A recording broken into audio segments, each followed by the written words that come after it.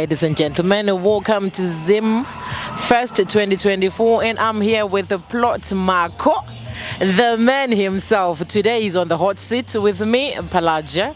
So, Mr. Plot, how have you been finding ZIMFEST 2024? ZIMFEST has been awesome, amazing. I think the experience for me is something that I didn't anticipate. It's more than music. It's the food, it's the fashion, it's the culture. Is the unity and just bringing Zimbabweans together, and I loved it. I enjoyed it. So is this your first ever ZIMFEST?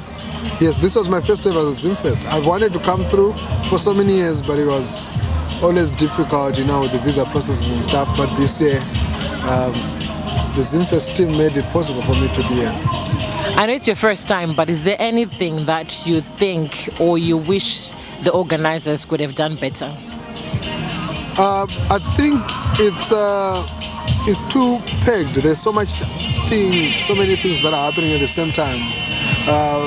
Because, like, for example, yesterday I wanted to be in the piano Republic, and at the same time there's Winky D who's performing on the main stage, and I'd run back and forth until I got stuck with Winky D, but I would have wanted to be like in both spaces. So would you say it was biting more than you can chew?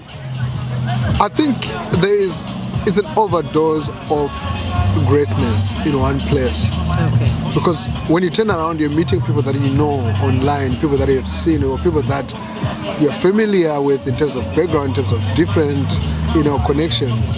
So you want to make conversation, but at the same time there's the food store somewhere where you want to buy food, and then you turn around, there's an insurance company that wants to sell you a policy, and then you turn around again, then there is somebody who's selling some beautiful t-shirts and stuff, and by the end of the day you are lost in the space, lost in the moment of excitement. So I think it's beautiful, it's nice, we've got so much to choose, but for me, I would have wanted to have like 10 days of ZIMFEST. So I know ZIMFEST is all about everything and everything. In terms of artists, who was the most who stand out? I think Winky D is a rock star. Yeah, for me, Winky D, he delivered. He gets on stage, he doesn't play, he's on point. Felinandi, she's doing amazing. I kind of knew Felinandi was going to come in the play here. I have a big bias towards Felinandi. She's my sister, but I've also seen a star rise, and being a female artist is not easy. And for her to have reached the person where she has reached, I feel she has really put in the work. It's by merit, and to see that she gets so much support from fellow women, for me it's like there is something that's positive that's happening in the industry. But I'm also a big fan of Suleimani. I'm actually looking forward to having him at Moto Festival next year. He's legendary. I also loved what Poptain did. I think he brought in the vibe, the magic that I missed for a long time. I think with the new management, with vocal, we're going to see something epic coming from there. The DJs, King Kandoro, the MC, I think there was everything was on point. I can't really say, even the Busi, the lady who opened up, she brought in some very cultural performances, and I loved it. So in terms of, I need to ask this, in terms of women in the music industry, there seems to be not so much happening. What's your take on that? Yeah, I think there's something that they need to fix, they need to work on.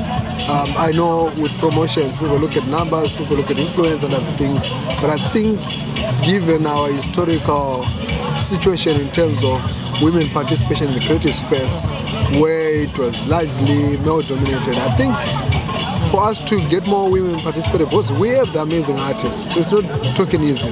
It's actually for us to make deliberate steps to say, look, let's create an environment that is conducive, that allows women to stand toe-to-toe, because if you put some of the amazing artists that are in Zimbabwe, your Nasibo, your Hope Masika, you put them on the same stage, I tell you, they will do magic. Because I do hear a lot of promoters saying bringing in monokadzi in the music industry. We talk about Acharorwa, Achazoitavana and all that. it's something that they're not really looking forward to that. Like Mukadzi anonetsa to manage. What do you take about? Are women really hard to manage in the music industry? No, I think it's 1960s mindset, because this is 2024. Women are running some of the biggest enterprises. Burna Boy is managed by a woman, right? And we've seen what Beyonce's done. We've seen what Chiwoniso Marare did. We saw what Stella Chiweshe did, which a lot of the male artists have not been able to match. So for us to say women are difficult to manage, obviously people are different. It's based on personality. There are men that are also very difficult, extremely difficult, that we saw being booked for festivals and events year in, year out, despite missing out shows, despite giving very bad boy tendencies. But we never saw the same card being thrown to say, it's women, or it's men, or whatever. Yeah. It was just treated as, this artist is difficult. But they will still bring them the next year. So it's I see one amazing artist that I want to see perform next year, Shashi. She's amazing, she's brilliant, and I think if we give her the support that she deserves, that girl is gonna blow up. Fantastic. Thank you so much. And it was really lovely to interview Mr. Plot on the spot with me, Pelagia, at ZIMFEST 2024 in the UK. And I'm looking forward to Moto Moto Festival in Germany. I will see you next year. Thank you.